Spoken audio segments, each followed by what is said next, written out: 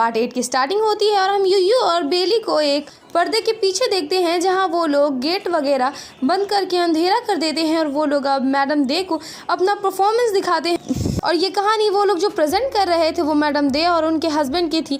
तो यूयू बोलती है हम दोनों तो एक दूसरे को जानते भी नहीं है, तो तुम मुझे ऐसे क्यों देख रहे हो। तो बेली बोलता है मैंने तुम्हें कल रात अपने सपने में देखा था और मैंने तुम्हारी पिक्चर ड्रॉ की थी अपने मेमोरी के अकॉर्डिंग और मैंने तुम्हें बहुत ज़्यादा मिस किया।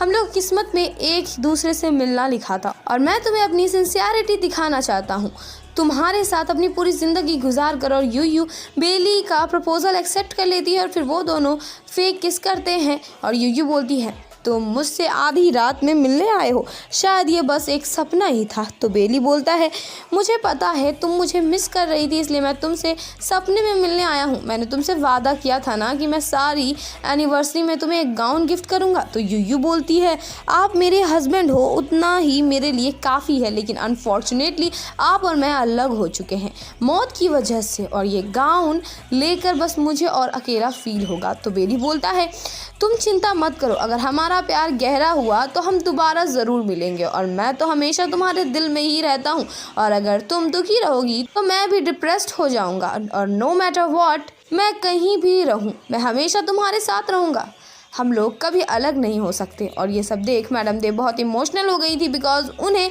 उनकी स्टोरी लाइन समझ आ चुकी थी और वो बोलती है मैंने ये एक्सपेक्ट नहीं किया था, इतने सालों बाद भी किसी को हमारे प्यार को लेकर याद रहेगा। और अब यूयू गाउन देकर बोलती है मैडम दे फॉर्मर कास्टलेन आपसे बहुत प्यार करते थे और चाहे कितना भी टाइम क्यों ना गुजर जाए हम जैसे कुछ लोगों को आपकी मोहब्बत की दास्तां हमेशा याद रहेगी। तो मैडम दे बोलती है मुझे जो गाउन चाहिए था वो तुमने मुझे ला कर दे दिया, पर मुझे लगता है मैं ये गाउन डिजर्व नहीं करती हूँ। तो यूयू बोलती है आप अपने आप को अंडर एस्टिमेट मत करो और क्या मैं आपसे एक क्वेश्चन पूछ सकती हूँ, अगर फॉर्मर कास्टेन अभी तक जिंदा होते मगर उनकी हैंडसमनेस खत्म हो जाती तो क्या आप उनसे तब भी प्यार करती। तो मैडम दे बोलती है कि ऑफ कोर्स हाँ। तो यूयू बोलती है तो अगर आपसे कोई सच्चा प्यार करता है तो नो मैटर व्हाट आपका फिगर अपीयरेंस कितना भी क्यों ना चेंज हो जाए वो आपसे ही प्यार करेगा।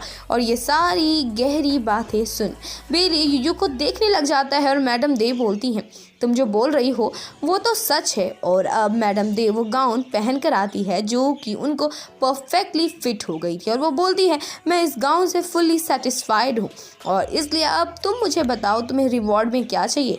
तो यूयू बोलती है मैं बचपन से अकेली हूँ और हमेशा खुद से पैसे कमा कर मैंने अपना पेट भरा है, इसलिए मैं नहीं चाहती कि दूसरे लोग सफ़र करें और जो वर्कर्स कंस्ट्रक्शन साइट में काम कर रहे हैं उन लोगों के लिए मुझे बहुत बुरा लगता है, इसलिए मैं चाहती हूँ कि आप उन वर्कर्स को। और तभी बेली उसकी बातें काटते हुए बोलता है मैडम दे मुझे कंस्ट्रक्शन साइट को लेकर आपको रिपोर्ट करना था। और यूयू जैसे सोचती है मैं वैसे बिल्कुल नहीं सोचता हूँ, क्यों ना आप वहाँ कुछ शेफ्स को भेज दो जो उन लोगों के लिए अच्छा खाना बनाए। तो मैडम दे बोलती है तुम दोनों बहुत दयालु हो, मुझे खुशी मिली तुम्हारी बातें सुनकर और तुमने जो रिवॉर्ड मांगा है बेली वो पूरा हो जाएगा और अब से तुम इस मैटर के इंचार्ज हो। बट हमारी यूयू को अपनी विश पूरी करवानी थी लेकिन बेली उसका मुँह दाब के उसे चुप करा देता है और अब बाहर आकर यूयू बेली को सुनाने लग जाती है कि मेरा फैसला लेने वाले तुम होते कौन हो, तुमने मुझे वहाँ इंटरप्ट क्यों किया। तो बेली बोलता है मेरे खुद के रीजंस है। तो यूयू बोलती है तुम्हारे रीज़न कैसे रीज़न है, ओह मुझे पता है तुम्हें मुझसे डर लगने लगा है बिकॉज मैं तुमसे कॉम्पीट ना कर लूँ मैडम दे के सामने। तो बेली बोलती है मुझे किस बात का डर रहेगा, मैंने बहुत से अचीवमेंट खुद से हासिल किए हैं। तो यूयू बोलती है ओह प्लीज़ मुझे तुमसे लड़ना नहीं है, लेकिन बेली उसे ज़बरदस्ती कंधे में उठा लेता है और बोलता है मैं तुम्हें कोई भी रिवॉर्ड दे सकता हूँ जो तुम्हें चाहिए, बस मैडम दे के सामने सीन क्रिएट मत क्या करो। और अब यूयू एक रूम आती है गुस्से में और बोलने लगती है ऑलमोस्ट मैंने मैडम दे को मना लिया था, इस बार मैं डेफिनेटली अपने डैड को सेव कर लेती, मुझे बहुत गुस्सा आ रहा है। और अब यूयू को बेली की बात याद आती है जो उसने बोली थी अगर तुम्हें कुछ भी बोलना है तो तुम मुझे डायरेक्टली बोल सकती हो। तो यूयू बोलती है क्यों ना मैं उसे सब कुछ डायरेक्टली ही बोल दूं, क्या पता वो मेरे डैड को बचा ले, लेकिन वो इतना भी काइंड नहीं है। अगर उसे पता चल गया कि मैं लॉर्ड ज़ियान की स्पाई हूँ, यार मैं इतनी दयालु क्यों हूँ, अगर आज मैंने वो लेटर लॉर्ड ज़ियान को दे दिया होता होता तो मैं इस मसले से कब का निकल जाती। अब मुझे रिस्क लेकर अपने डैड को वैसे ही सेव करना होगा जैसे मैंने प्लान किया था। और इधर त्याने बेली को आकर बताता है मिस यूयू ने अपने आप को रूम में बंद कर लिया है और 2 घंटे हो चुके हैं उन्हें ऐसा करते हुए। और यह सुन बेली को उसकी फिक्र होने लगती है। और इधर यूयू कंस्ट्रक्शन साइट आ गई थी जहां उसे कोई भी वर्कर नहीं दिख रहा था और वो 2 लोगों के मुंह से सुनती है। चेन पिंगजी यानी कि यूयू के डैड ने बेली को गुस्सा दिला दिया था और अब तो वो यहाँ भी नहीं थे, तो क्या लॉर्ड बेली ने उसे मार दिया। और ये सुनते ही यूयू उन दोनों से पूछती है आप लोग किस बारे में बात कर रहे हो। तो एक बंदा बोलता है चेन पिंगजी जो कुछ दिनों से ट्रबल पैदा कर रहा था वो अब मर चुका है। और अब यूयू अपने डैड के कब्र के पास आती है जहाँ उसे गार्ड अंदर जाने ही नहीं दे रहे थे और उल्टा वो लोग यूयू को धक्का मारकर नीचे गिरा देते हैं। तभी वहाँ बेली आकर यूयू को संभालता है और बोलता है तुम्हारे फादर के शू को हम लोग घर में संभालेंगे, अभी फ़िलहाल यहाँ से चलो। तो यूयू बोलती है अब क्या फ़ायदा, वो तो अब मर चुके हैं और तुम्हें ऑलरेडी पता है चेन पिंगजी मेरे फादर हैं और तुम्हें यह भी पता होगा कि मुझे लॉर्ड जियान ने भेजा था और इसलिए ही तुमने मुझसे रिवेंज लिया और मुझे हर्ट किया ना। पर तुम्हें अगर मुझसे ही बदला लेना था तुमने मेरे फादर को क्यों मार डाला। तो बेली बोलता है तुम्हें लगता है मैंने तुम्हारे डैड को मारा है। तो यूयू बोलती है तो क्या मैं गलत हूँ, पूरी फूजिन सिटी जानती है तुम कितने रूड और क्रूल हो। तुमने मुझे भी एक बार पॉइजन दिया था और शूट करने की भी कोशिश की थी। और अब यूयू त्याने की तलवार लेकर बेली के सामने खड़ी हो जाती है और बोलती है मैं सबसे बड़ी स्टूपिड लड़की हूँ जो मैंने तुम्हारे ऊपर बिलीव किया और मुझे तो ये तक लगता था कि मैं तुम्हारे नज़र में स्पेशल हूँ। तो बेली बोलता है तो तुम्हें लगता है मैं एक कोल्ड हार्टेड पर्सन हूँ, है ना। मैंने तुम्हारे ऊपर ट्रस्ट किया, तुम्हें अपनी फैमिली की तरह ट्रीट किया, लेकिन तुमने मुझे शुरुआत से ही अपने से अलग समझा। और इतना बोल वो खुद ही तलवार के क्लोज आ जाता है जिस वजह से तलवार उसके सीने में घुस जाता है और यूयू डिवोर्स पेपर में साइन करके उसे सारे रिश्ते नाते ख़त्म करके वहाँ से चली जाती है। और हम देख पाते हैं बेली को कोड़े से मारा जा रहा था बिकॉज उसने एक मिस्टेक कर दी थी और उसकी सैलरी भी उसे 3 साल तक नहीं मिलने वाली थी। लेकिन ये सबसे